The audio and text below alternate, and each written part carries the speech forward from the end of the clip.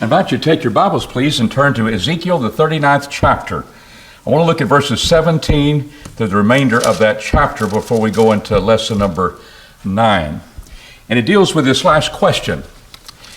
What is the message for God's people in the prophecy of the enemy Gog of Magog? I think it's always good when you look at a section of Scripture or you've seen a total vision of this great battle. It's a great enemy of God coming from the north, from the east, from the west when it's all said and done. And the multitude is emphasized, is what is being emphasized as far as this great enemy of all of a king over a lot of nations coming against God's people. And we don't know how the battle went. We know 7 years it took for them to burn all of the equipment that was left behind. It's kind of like Afghanistan. You know, you get the equipment left behind when you leave. But they were burning it. And they were involved in taking 7 years to do that. That means there must have been a lot of it. 7 months to bury all the bones. And they were very meticulous. If there's one bone left, a guy would put a marker on it like you put a bullet at a crime scene. And they would come and put that up, cleanse the land. And the enemy is defeated. And so you say, well, write a one sentence. This is always good for preparing sermons. What's the main idea? Write one sentence that takes care of all parts of that section, of maybe a paragraph. What's one sentence that would describe it, bring everything into its parameters, and have a definite statement made of what is the message of all of that? A lot of details. What's the message? I don't know if you've had time to do that, but your teacher has. I would say Jehovah is going to win, and his people are going to be preserved. All right. That's the whole chapter. That's true. But what about a holy God? Why did they go into captivity? They disobeyed God. They had idols. Why? And the fact, why was his name profaned? Because he wasn't set apart from the other gods. You must have not been able to defend them. It wasn't just God or Jehovah. I understand your point. That's true. But I'm just saying, how would I encompass this idea that God is making sure they understand I'm a holy God? And let's take it from there. A holy and God is omnipotent over any adversary. All powerful. You could bring a multitude of armies. I'll take care of them. He wanted to show you that. It could be a great valley of dry bones, very dry bones. It is a big amount of the death representing Israel. He overcame that. Omnipotent God. And I'll just say adversary because Gog and Magog was an adversary and Israel was an adversary. Because he encompasses all of this into why he brought them back from captivity. And they were thinking, and God has said, well, they're at ease now. There's no walls about them. They've been brought back.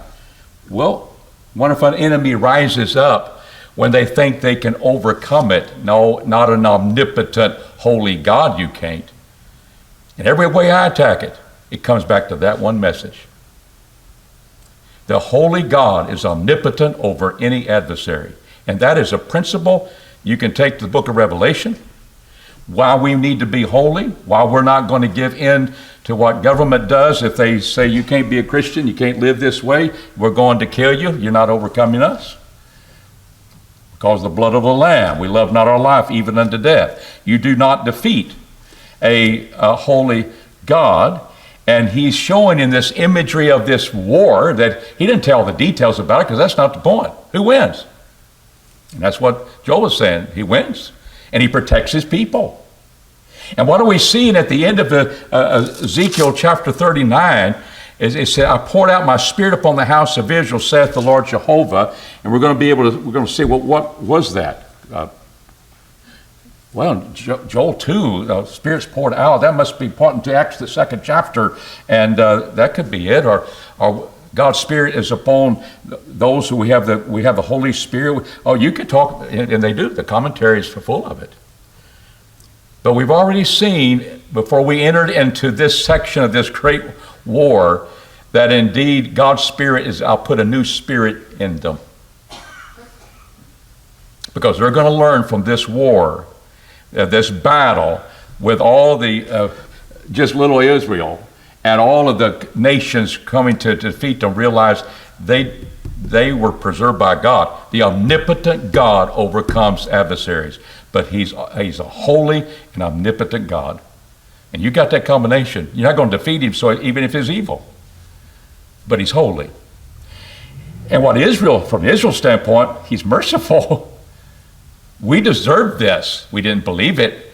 We go over there and we go into other nations, and the nations, their gods think, your God must not be that powerful. He gave you that land and you took it away from you?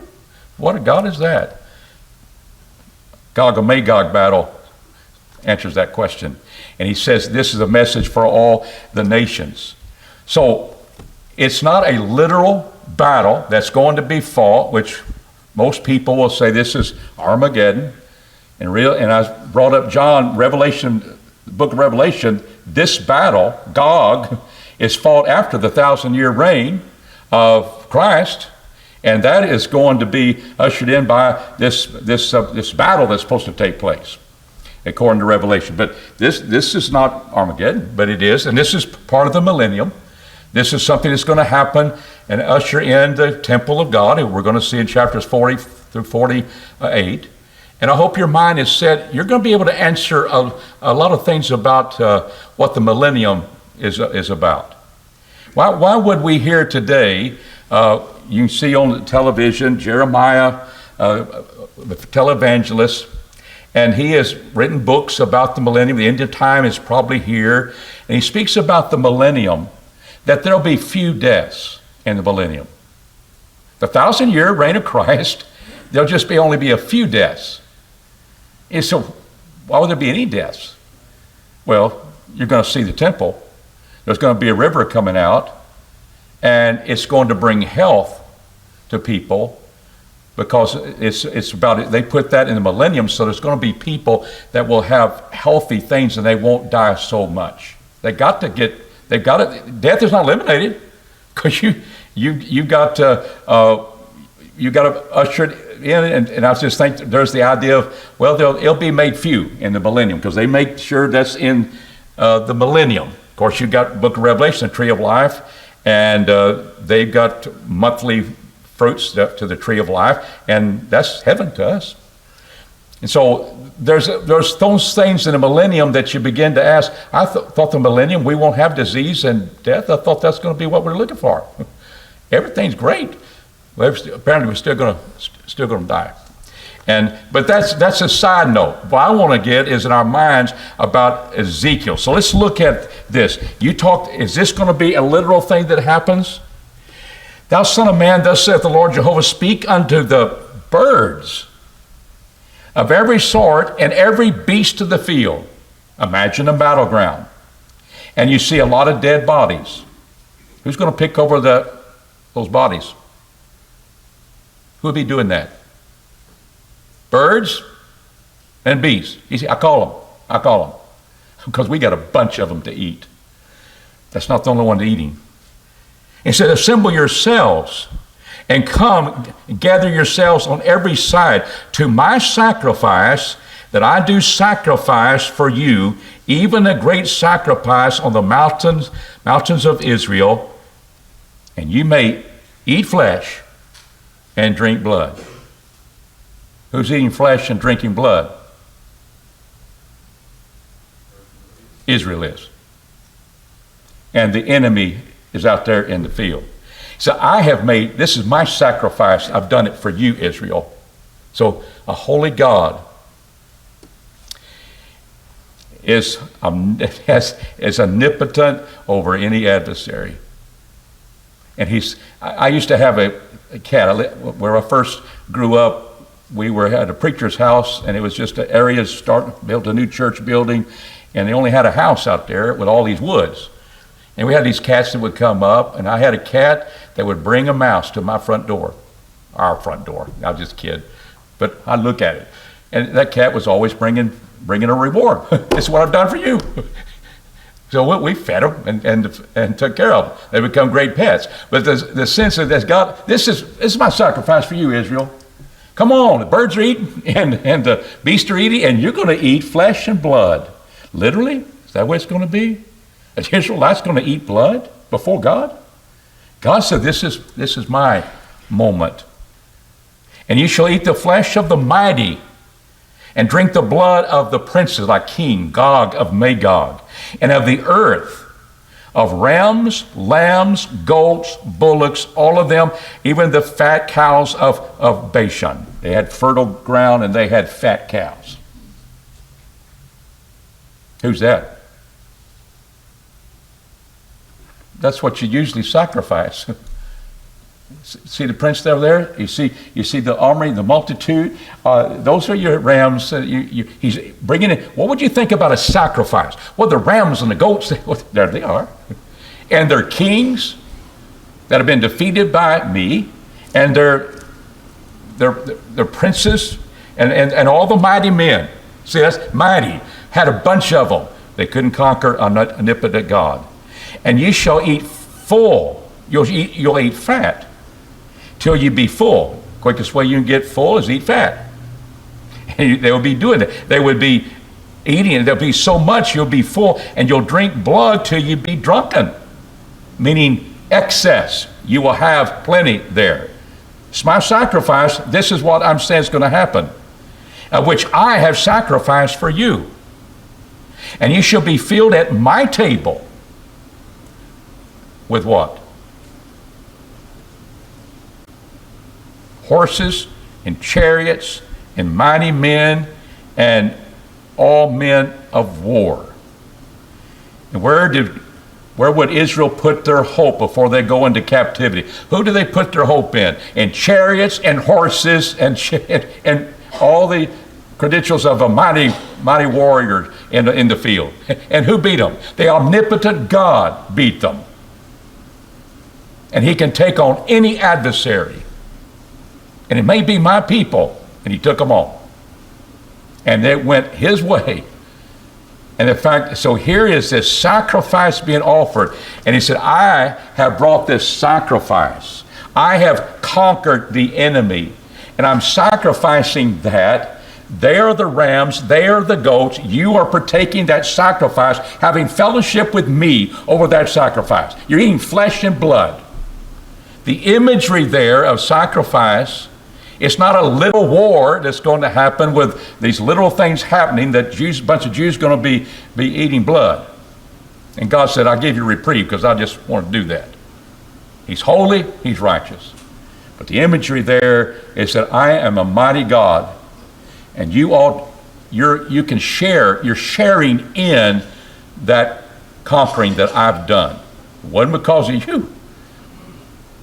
And it was because I am a holy God, and my adversary who worships idols, and that's why you had your problem. Verse 21. I will set my glory upon the nations. My glory is going to be restored back to the nations because you profaned it, Israel, when you practiced your idolatry, and I had to take you off into captivity. Why would you say that? Well, read with me.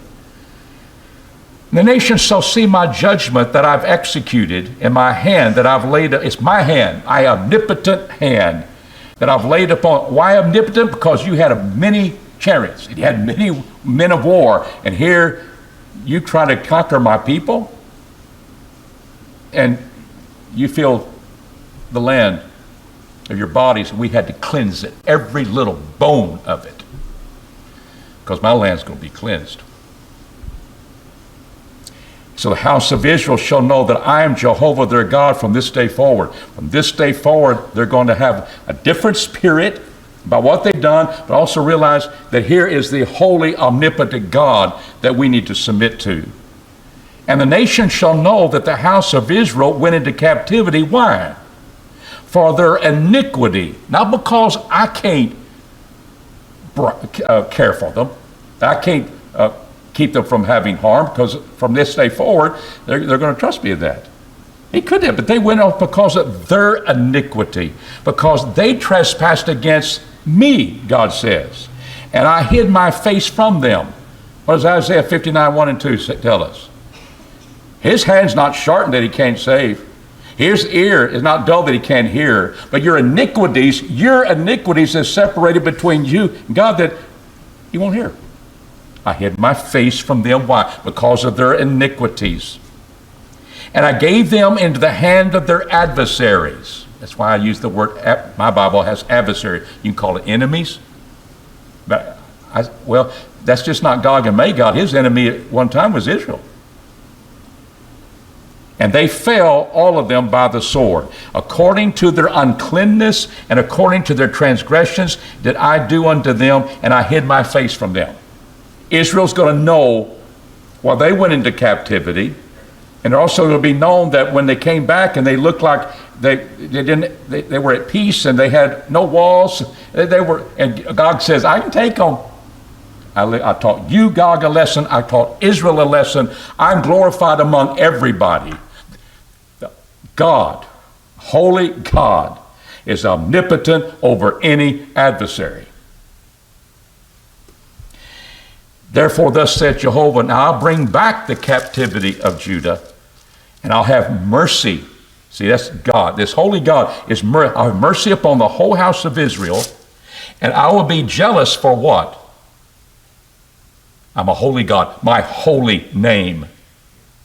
And they shall bear their shame and all their trespasses where they have trespassed against me, when they shall dwell securely in their land, and none shall make them afraid. He says, you will loathe your sins when I bring you back. He's still hammering that.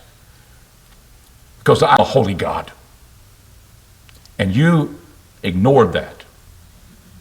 You went into captivity. When you come back, you're going to loathe because you did that to me, a holy God. And when they shall dwell securely in the land, and none shall make them afraid. When I have brought them back from the peoples, that's the nations, and gathered them out of their enemies' lands, and am sanctified in them in the sight of many nations. I've been set apart among many nations. Why? What's he changed the theme to, or the thought to in these verses? When I bring them what? When I bring them back. Back to where? Their land. That thought, God said, we can take them, and we can take all the resources. No, you're food for sacrifice. And we can eat and eat and eat and eat because there's so much of you. Omnipotent, all-powerful God, a holy God, is being set forth here. It said, when I have brought them back from the peoples and gathered them out of their enemies' lands, and am sanctified them in the sight of many nations, they shall know that I am Jehovah their God, and that I caused them to go into captivity. He's still hammering the captivity. Why? Because you didn't honor a holy God. You honored gods. And you did that among the nations, and I have gathered them into their own land, and I leave none of them anymore. Neither will I hide my face anymore from them, for I have what? Back to what I said a while ago. I poured out my spirit upon the house of Israel. Look at chapter 36 and verse 26 and 27. A new heart will I also give you. A new spirit will I put within you. I will take away the stony heart out of your flesh, and I'll give you a heart of what? Heart of what? Sound very holy? Sound very spiritual? We usually say, you have the heart of the spirit, heart of flesh. Because your heart, Israel, is so stone hard. I want a heart of flesh, men that serve me. That's what I put in you. Well, how will men change their heart? Because they were disciplined. What was captivity to them? Discipline. They got a spanking. They changed their heart. It's still a heart of flesh. It's not a miraculous heart of the Holy Spirit. And he changed them by their judgments upon them. And I will put my spirit within you and cause you to walk in my statutes. I think I'm going to start serving a holy God. Just look what he did to Gog and Magog. Can't get any more multitudinous of enemy. Can't get him anymore. We're susceptible to being taken. There's no walls, and we're at peace. That's the time they strike.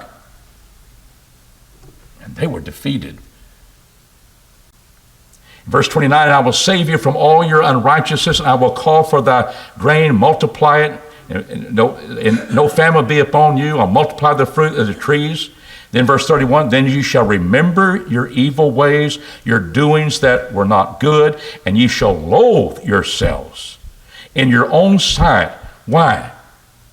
I'm a holy God, and what does he say? For your iniquities and for your abominations. They've learned, yes, he's a holy God. He took us into captivity. He's omnipotent God because he took care of all our potential enemies and sets us and never leave us again. And he brings us back to the land that we're taken from to show all the nations. It wasn't because I can't bring them back. It's because they disobeyed a holy God. And to me, that's what's going through. And when I get that one statement, it comes back. If I had a wrong statement, I'd have to be answering another thing. But I've got holy God, all-powerful, multitude of the enemy. It's just emphasizing all the time how big and large the enemy was. It took them 7 months to bury all the dead. 7 months. 7 years to burn all the equipment that was against us. All the men of war, the prince, the kings, and all the people fighting the war. That was the hope. That's the battle he wanted us to see. We said, how was the first year, boy? We go like a train, we're going to fight them. Oh, the Russia pushes back. Or World War I, World War II, I want to get into the war. And you go there, and all of a sudden you find in verse 9, when you see the battle there, you've already ended it. And Israel is going to deal with all dead bodies. I wonder who won. God won. And this image that is being set for the message for God's people is a fact. Here is a holy God. He's omnipotent over any adversary. And you need to get the holy part. God knows the omnipotent part. And you all know the omnipotent part too, because you didn't get by with it. And I brought you back to the land. And it wasn't for your glory. It was all for God's glory. And that's very consistent with God. It's all about him. And when I get to heaven, Jesus said, God, I want them to be where I am so they'll see my glory that I had with you before the world was. Get into eternity. Get into the mind of God that he reveals to us. And all of a sudden, when you think about when I want to go to heaven, I want to see the glory of the Lord. And we say, well, that's kind of nice, but let's move on. No, you dwell there for a while. I left my glory and emptied myself of what? Not of his deity. I emptied myself of the glory that I once had with the Father. I want it back. The glory of the Lord, and we bow our knee to him. Gladly so, because he's a holy Savior, and he's omnipotent. He's the Lord of lords, King of kings, and we're on the right side of eternity. You talk about right side of history. On the right side of eternity. History may say they destroyed the church here at Parkview. They just killed all of us, and we all went to our death. We took them out of the picture. They're not going to be anymore, but we know we've won. We've overcome. He didn't take any way of what we want to go to heaven. We're going to see his glory anyway. And he didn't take anything from us. You can take my life, but that's just life within this body. What are we going to get? A glorified body. And the glories of heaven await us. So I think sometimes it's good when you look at a whole paragraph, think of a sentence that encompasses all, especially if you say, what was the whole point of this battle? Holy God is omnipotent over any adversary. And that cut Israel, Gog and Magog, it covers anything you want to put there. So let's be holy He's holy, and we'll realize that we'll not be defeated. All right. Any comments you want to add to that before we go into chapter 40? How long is this description now of the temple? How many chapters is that? Chapters 40, 41, 42, 43. You tired yet? 44, 45. 50 cubits, 25 cubits, 6 cubits, 8 cubits. The windows are narrow. They've got 4 priest kitchens. And they're posts are 90 feet high. My mind is just gone. 46, 47, 48. There's 48 chapters in Ezekiel. In chapter 40, we begin the measurements. And we're going to measure the temple, outer court, inner court, the holy place, which is the throne. And we're going to be seeing a lot of things. And I ask you, have you got that in your head yet? Where you can just picture that temple? Anybody got that in your head? Or have you tried to do that? You say, well, he'll probably be in lesson 8 for another month, probably. I don't have to worry about that right now. But bingo, you got it. What's your picture?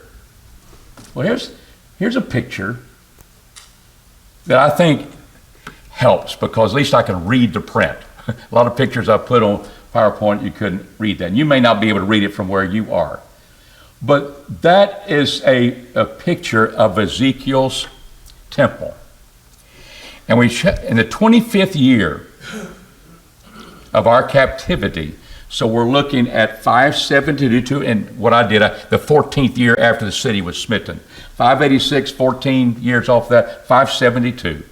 They're still in captivity, but God, as he took Ezekiel in the 8th chapter, way back there in the 8th chapter, he took him in a vision in the spirit and took him in the mountains of Israel and took him to see Jerusalem and the temple.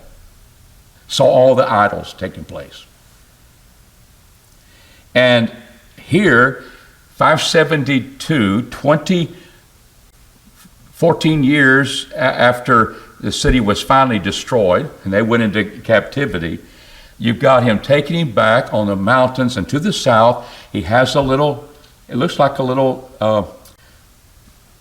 architecture people, but just make a little picture here, a little box here. And here's the form. It's got a house and it's got walls. And that house is the temple. And you've got all of these other things connected around it. And reading here in the bottom is just kind of interesting. We're at 572 BC. As after the first temple was destroyed, 586, second temple hadn't been built yet, has it? They hadn't come out of 7 years of captivity, have they? That's when they come back to rebuild the temple. That took a while. Second temple hadn't been built yet, but he's already talking about another temple. And it's nothing like Solomon's temple. It's greater in some ways, and it's nothing like the temple that they're going to build when they come back to the second temple. Remember, people were disappointed it wasn't great as Solomon's. I mean, this temple, in 4 corners of that, you got the priest kitchen. 1, 2, 3, 4, 5. These little squares here, those are places where people sit. These like a lot of places to eat. And inside the temple gate, you got those 4 gates. Here we're looking at the southern, and we have the eastern out here facing, and it's all facing the temple. And that's always consistent, even with Solomon's temple from the east, and we have a question about that. But all these things have distinctive types of measurements where you have to picture that. And I think it's good to try to picture that. But I thought I would go through this first section here. Maybe you could see things, and my trigger here is not working. None of my stuff here is working, so I'm going to point it out the best I can. to help you see just what is he talking about. So let's begin, because we'll answer some of these questions after all. But in verse 2, the visions of God brought me into the land of Israel, set me down upon a very high mountain, whereas as it were the frame of a city on the south. Kind of frame, kind of scaled down. But he has the different type of he point to him, and maybe he saw the actual thing in all of its measurements. I don't know, but just the frame, he says here, that's what he saw of his city, so on the south. And he brought me hither, and behold, there was a man whose appearance was like the appearance of brass, shining, strong, with a line of flax in his hand and a measuring reed, and he stood in the gate. He's going to enter the east gate. He stood before the gate. And it's the idea of measurement. So we go to the book of Revelation, we'll see he's measuring the city, all those measuring. And there's a reason, the measurements, all to realize that this is according to God's plan, what he wants. And the man stood unto me, Son of man, behold with thine eyes, hear with thine ears. So I'm going to give you what to see, and hoping you hear. But I don't know about this. And set thy heart upon all that I show thee. You cannot doze off, okay? You got to have your heart there. That's you don't have to do that, but Ezekiel did, okay? I would think you'd like to do that too. For the intent that I may show them unto thee, art thou brought hither, declare all that thou seest in the house of Israel. You don't keep anything from them. You tell them everything that I've said here, every point. And this is where our eyes glass over it, and we don't. Do y'all think in cubits? Anybody do that? Because you can teach this class. You got it. Cubits. So I mean, I got it. Yeah, you might want to change them into feet. And he says, behold, a wall on the outside of the house round about in the man's hand of a measuring reed. How long was the reed? What does your Bible say? 6 cubits. And then just to make it more complicated, what does he add to it? It has 6 cubit and a handful of breadth. May be wrong on all this, but what I've been able to study, usually a cubic was 18 inches, hand breadth was 3 inches. That would be how many inches? And you multiply that by 6, and you get a reed for the measurement, okay? 10.5 feet. The outer wall is 10.5 feet thick, 1 reed. And it's 10.5 feet high, 1 reed. Now that may not indicate that, but you got that outer wall, the bottom part of here, and so you got that barrier around this temple area, and it's 10.5 feet. It's 1 reed. Now we're going to be talking about cubics, and I'm going to look at that as 18 inches. But the reed was what he described as being special. And he's just measuring it. He wants us to see the measurement of that. 10.5 feet thick wall's pretty good, huh? Remember, Israel didn't have any walls when God went out after them. And it's interesting, the book of Revelation, the walls are, in comparison to what is the thickness and the height, it's really not comparable. You know, in fact, God doesn't need any problem to destroy the enemy.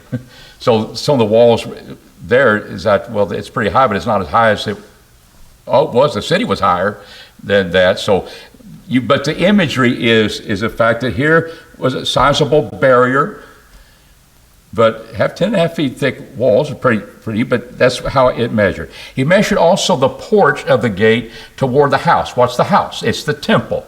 Does any of your translations have the word temple there? In verse 8? Porch of the gate toward the house, or do they call it the house?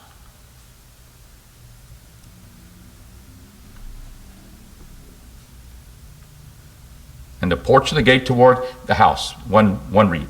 That's 10.5 feet. And I think that house is the temple itself. He measured the porch of the gate 8 cubits, And he says, and the porch of the gate was toward the house. So you have 8 cubits, that's 12 feet.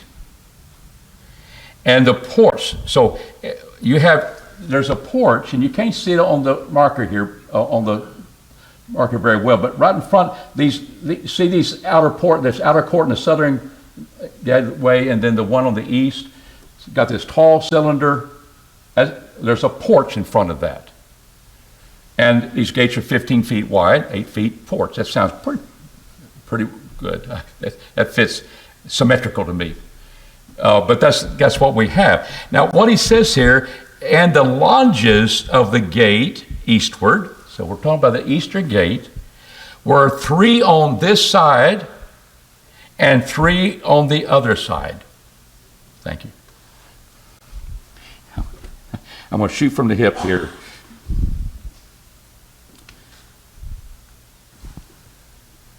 I don't want to turn that way. See if I can hit it. See these 1, 2, so you see those 1, 2, 3? 3 on each side. They're lodges. They'll have people sit in them. And they're protecting the gate. And there's 3 on one side, 3 on the other side. You go in these museums sometime, you see that, and probably go in the castle. There'll be a place where the guards sit. Got 3 of them on each side. Those pillars, I guess the east one is good. That latter pillar, they're 90 feet high.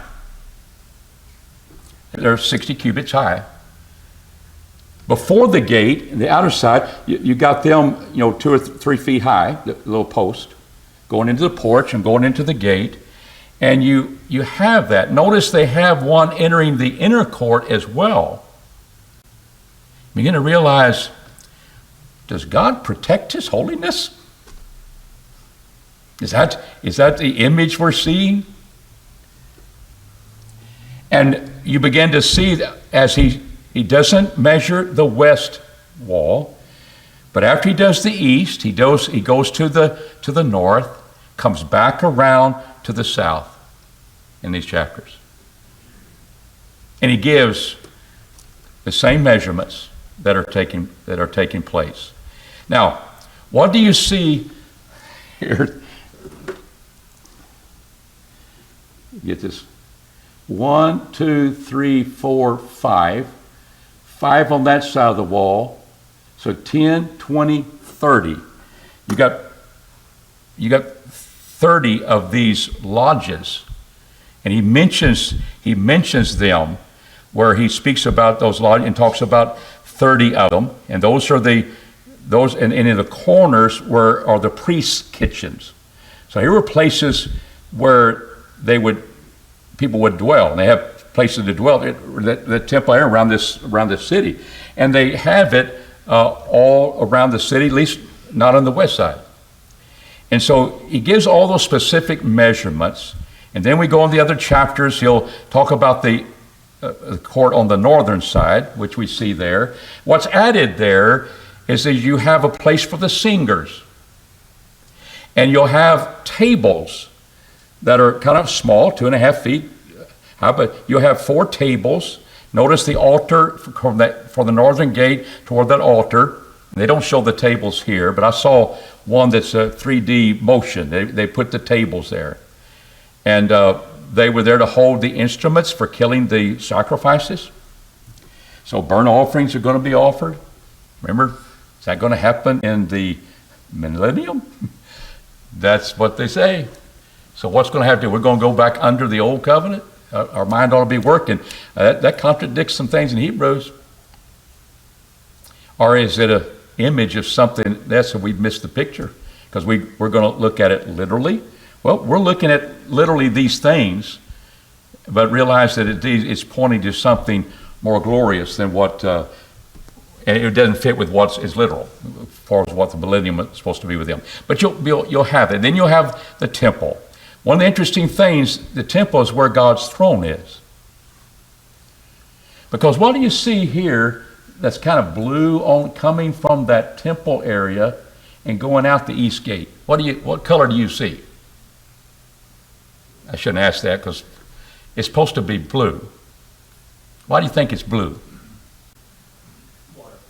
Water. So is there anything in Ezekiel talking about that? You get to the latter part, chapter 43. There's a river. There's a river that comes out of the throne. It has no tributaries.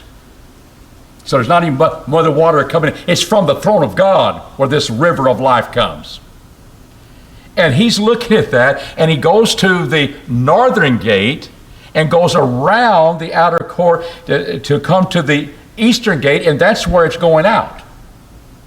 And it's heading east, and it's flowing. And it's getting deeper and deeper and deeper every 1,500 feet that Ezekiel walks. Thank you. Every time he goes, puts out the reed, and all, it gets deeper, and it gets deeper, deeper until he can't walk across it. He can't swim across it. It keeps going toward the Jordan River, and it empties into the Jordan River and flows. Where does the Jordan River flow into? What kind of sea? The Dead Sea. Nothing lives there until this river hits it. Fish, abundance of fish. The marshy places will remain that way, and they'll be full of salt. And that overflows the Dead Sea, and it flows toward the south into the Gulf of Aqaba. That's what he saw. Remarkable.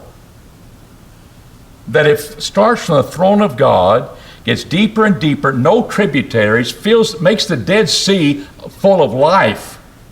What's the picture? It's going to literally happen?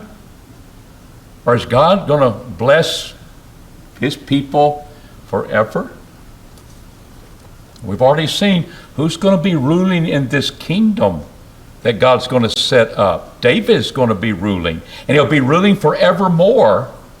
And who is that David we talked about? I think back to 37. It's Jesus. It's pointing toward the glories connected with Jesus. And this river of life is coming from the throne of God. And of course, we find Jesus is the water of life. And his life, we partake of him. We have life forevermore. And it's just showing the blessings that God has upon him. So those are things that we'll be looking at. And we're not going to detail the questions. There's 8 questions. I've got to correct that. Number 8, you've already answered that in lesson 8. So take 8 off, and you're going to draw a chart, if you will, when they divide the land. They'll divide the land between the prince and the priests and Levites, and then finally the people. We're going to say, well, why does he do it that way? And we're going to come up with a thought that I think encompasses it all again. But you can find pictures of those, but that's kind of what the picture is. Those gates are pretty neat. But there's 2 of them, one guarding the inner court around the temple and the outer court as well. And we'll continue that next time. Thank you.